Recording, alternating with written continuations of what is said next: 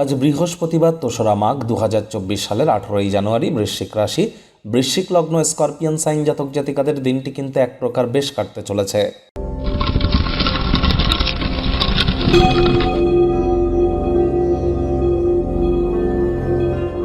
ভিডিওটির শুরুতেই স্ক্রিনে আপনারা দেখতে পাচ্ছেন বৃহস্পতির বীজমন্ত্র ওম গ্রাং গ্রিং গ্রং স গুরাবে নমঃ।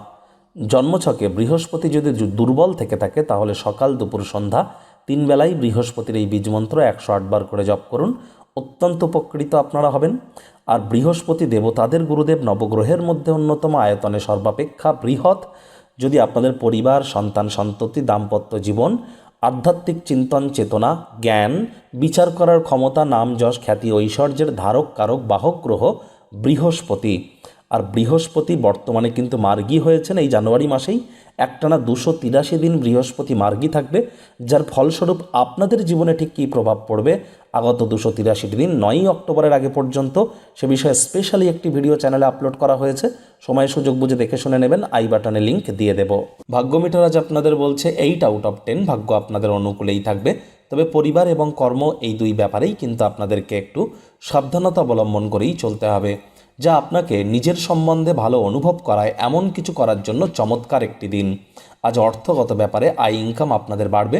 রক্ষণশীল খাতে অতিরিক্ত অর্থ বিনিয়োগ করুন, আরও বেশি অর্থ উপার্জন করতে পারবেন। যারা চাকরিজীবী আছেন, অফিসে কম কথা বলে কাজ বেশি করুন, মনের থেকে মস্তিষ্ককে বেশি দাম দিন। কোনো কর্মক্ষেত্রে আপনার কোনো কম্পিটিটর বা প্রতিদ্বন্দ্বী আপনার বিরুদ্ধে চক্রান্ত করতে পারে, চোখ কান খোলা রেখে এগিয়ে যাবেন। রাজনীতিবিদ যারা আছেন, জনসংযোগ বৃদ্ধি করুন। কঠোর কায়িক পরিশ্রমের কোনো বিকল্পই কিন্তু নেই। শর্টকাট অবলম্বন করে খুব বেশি দূর কিন্তু এগোতে পারবেন না।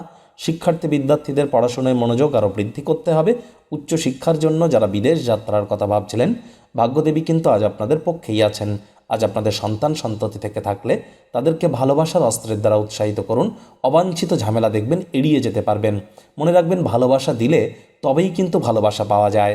আজ প্রেমিক প্রেমিকা, স্বামী স্ত্রী উভয়ের ক্ষেত্রেই বলবো, রূঢ় বাক্যের প্রয়োগ, অশ্লীল ব্যবহার যেন করবেন না। তৃতীয় কোনো ব্যক্তিকে সম্পর্কের মধ্যে প্রবেশ করতে দেবেন না। সম্পর্কের দুর্বলতা কিন্তু আরও বেড়ে যেতে পারে। শত্রুপক্ষ, বিরোধী পক্ষ খুব একটি শক্তিশালী থাকছে না। পরিবারের প্রতি সকল প্রকার দায়িত্ব সঠিক সময়ের মধ্যে সুনিপুণভাবে পালন করুন।